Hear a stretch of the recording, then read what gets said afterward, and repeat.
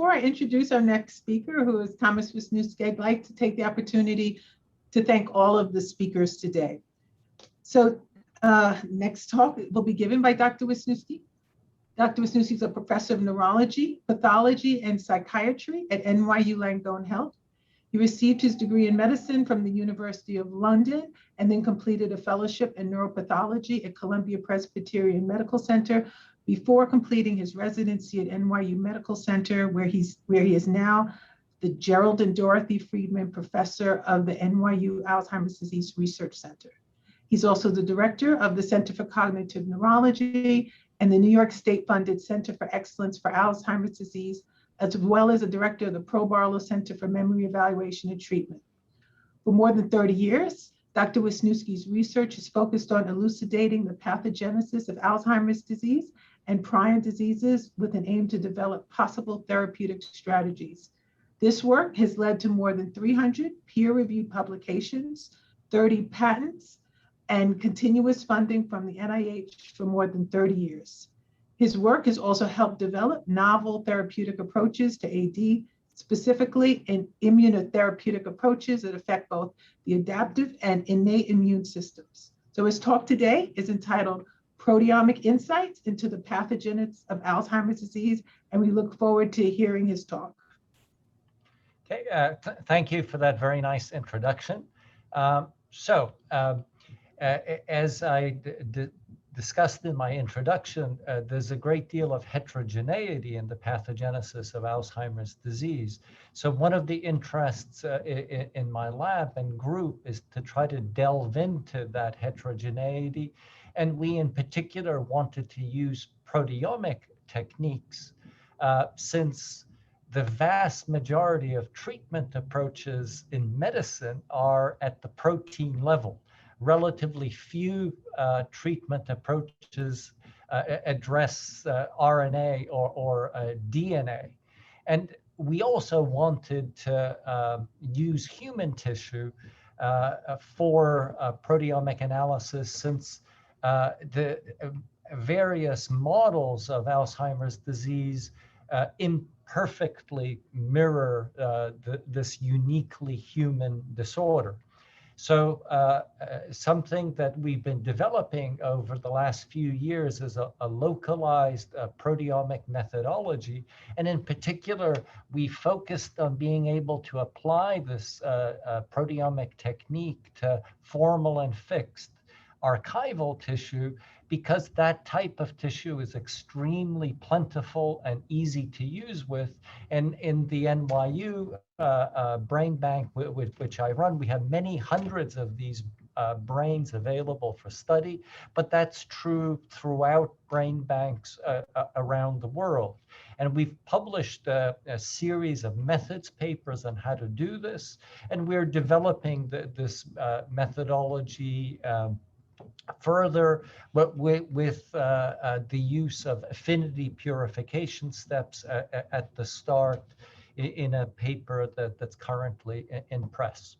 So the first problem that we use this methodology on is to do a comparison of the amyloid plaque proteome between rapidly progressive Alzheimer's disease and the more standard slowly progressive AD. This rapidly progressive AD is a very unusual subtype of Alzheimer's disease, which the progression from onset to death is amazingly fast. And in the cases that we studied here, it was a mean duration of under 10 months.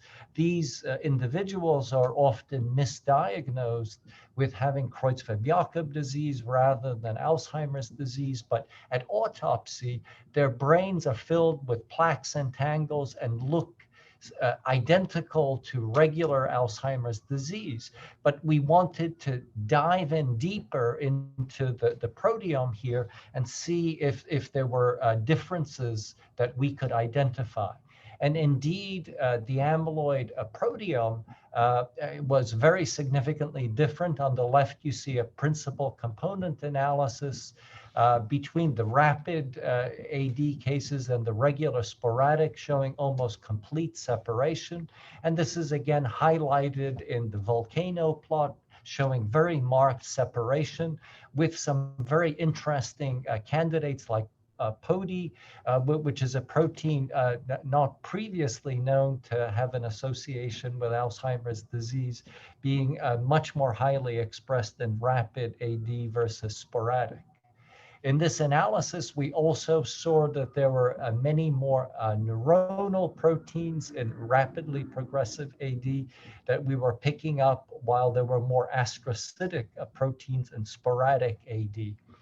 So in this study, we really highlighted the heterogeneity of Alzheimer's disease, and our pathway analysis suggested that and the dovetailing with Shane's talk, the important potential role of astrocytes, with indications that in rapid AD, there is perhaps astrocytic dysfunction with a decreased ability to contain the spread of Alzheimer's disease pathology, whereas in rapid AD, there were more neuronal and synaptic proteins that were found in amyloid plaques, suggesting more pathology in these pathways. We are currently following up the biophysical behavior of extracted amyloid from these rapid AD cases, and there's very clear indication that the amyloid from these cases is able to seed the aggregation of A beta in a very distinct manner, something that is quantitated in INPRESS and JBC. At the time of that study, it was the most comprehensive amyloid proteome that was reported.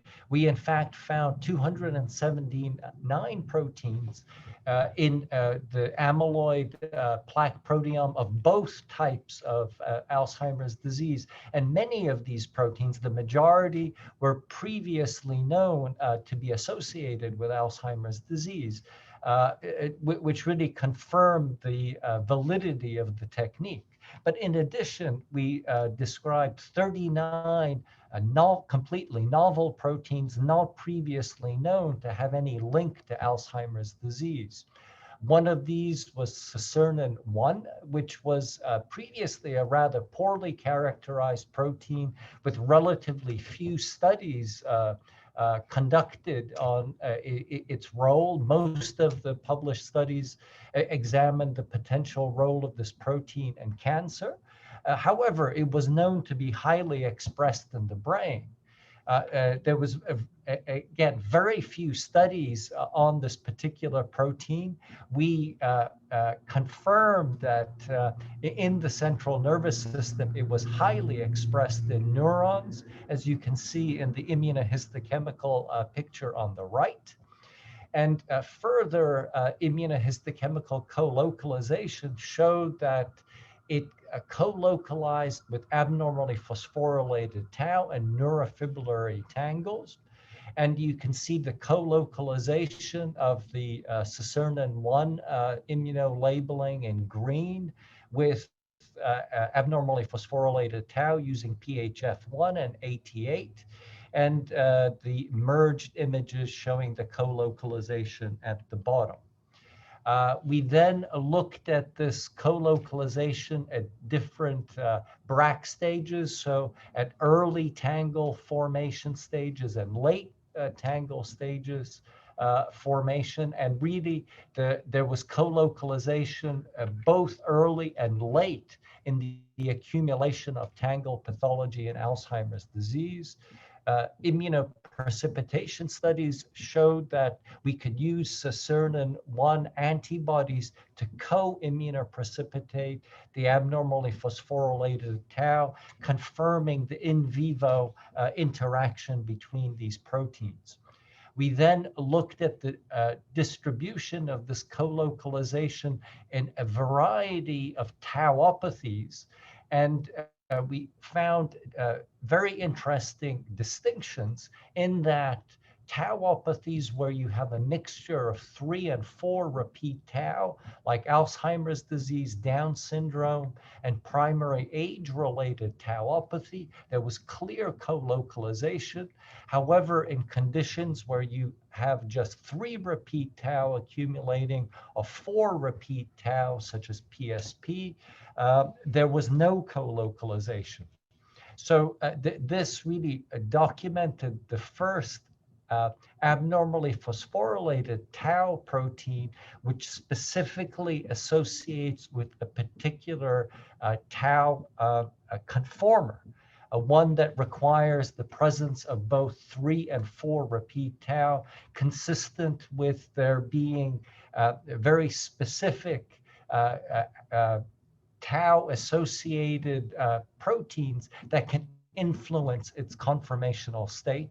And we are now actively investigating whether this protein can be a novel biomarker for Alzheimer's disease. Given the very clear importance of abnormally phosphorylated tau in AD and the fact that it correlates with neuronal loss and the dementia much more than the other pathologies, we aim to map out the interactome and the proteome of abnormally phosphorylated tau, something that had in fact, surprisingly, never previously been done before. So we used our localized proteomic methodology to, with laser capture microscopy, to cut out neurofibrillary tangles from postmortem brain tissue of subjects with advanced AD. And we were able to map out over 500 proteins, many of which were expected for us to find. Particular proteins that were involved in mitochondrial dysfunction, lysosomal endosomal function, and the unfolded protein response were identified. At the same time, we wanted to confirm our findings using another technique. So we used affinity purification followed by mass spectroscopy to see if we could identify similar types of proteins as with the localized proteomic methodology. Using this technique, we used the PHF1 antibodies for the affinity purification, but we were also able, using this methodology, to identify numerous abnormally phosphorylated p-tau residues, confirming the viability of this technique to fully map the p-tau interactome and not just confined to the particular abnormally phosphorylated tau epitope that's recognized by PHF1 antibodies. We used a SAINT analysis to define which were the most significant p-tau interactors. And using this analysis, 125 proteins were identified as being of significance. 34 of these proteins, interestingly, were previously known to be associated with total tau, but not p-tau. And a dozen of these were completely novel, newly identified as interactors with p-tau. Of the 125 proteins, the families that were represented were in the ubiquitin proteasome system, phagosome maturation, microtubule associated, and the vast majority, as expected, were neuron-specific proteins. There was good co-localization of co-identification of proteins using these two synergistic methodologies, but there were proteins that were distinctly identified with one or other methodologies, something that we're currently following up. So this was really the first characterization of the abnormally phosphorylated interactome. And really, this provides a roadmap for future studies to follow the pathological effects of p-tau and perhaps lead to new biomarkers and drug targets and future targets. In a more recent study, we applied this methodology to look at the relationship of epilepsy and Alzheimer's disease. And in Dr. Scharfman's talk, you heard how important this interrelationship is, and some of the other bits of evidence showing an association between epilepsy and Alzheimer's disease, which is important, are listed here. So clearly there are common molecular mechanisms which are involved in epilepsy and Alzheimer's disease, and similar regions of the brain are involved, in particular the hippocampus. So we mapped out doing a comprehensive analysis of the human epilepsy brain proteome. And again, something that has not been previously done. We focused on the hippocampus, CA1 through 3 region, as well as the dentate gyrus and the frontal cortex. Using the localized proteomic method, we were able to identify over 3,000 proteins in each of these brain regions, with a very large overlap of proteins identified between the hippocampus and the frontal cortex in particular.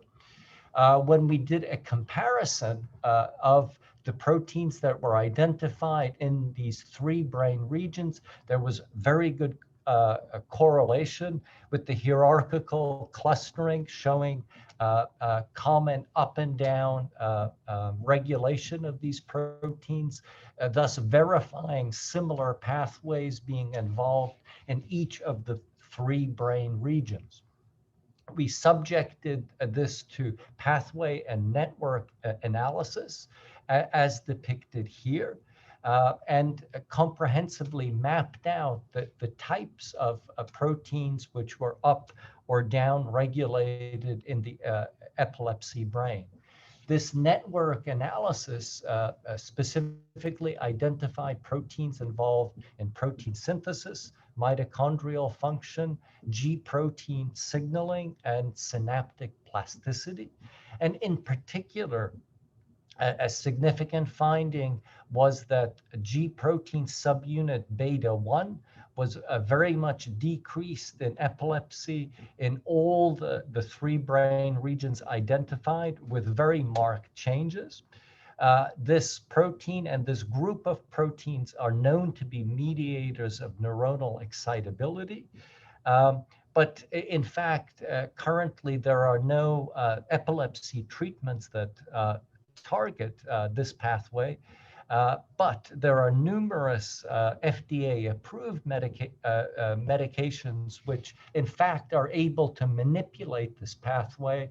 So we are going on to explore whether any of these already available FDA drugs may have anti-epileptic activity.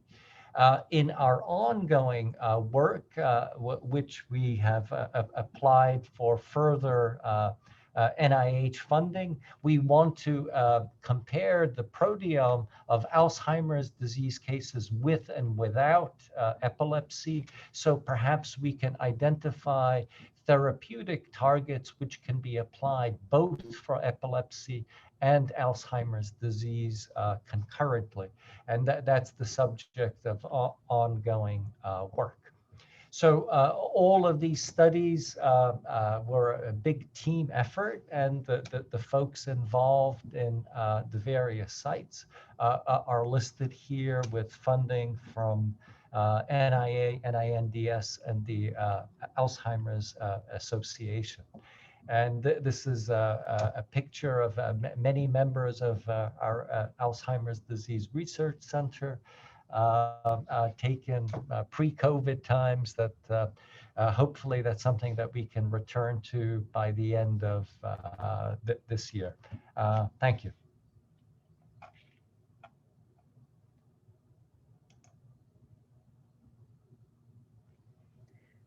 We have some time for any questions if anybody wants to ask now for Dr. Wisniewski.